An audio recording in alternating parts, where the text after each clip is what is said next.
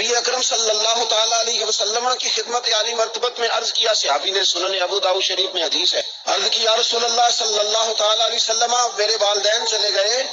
ان کے جانے کے بعد بھی ان کے لیے کچھ کر سکتا ہوں؟ تو نبی پاک نے 5 باتیں ارشاد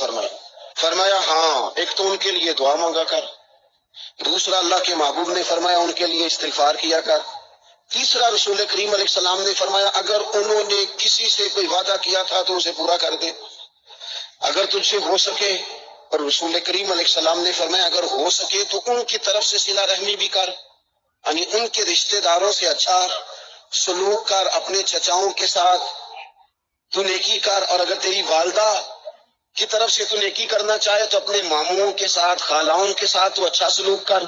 اور پھر 5ویں نمبر پر محبوب نے فرمایا اپنے والد کے دوستوں کی تعظیم کر، ان کے لیے تیرے دل میں اچھے جذبات ہوں،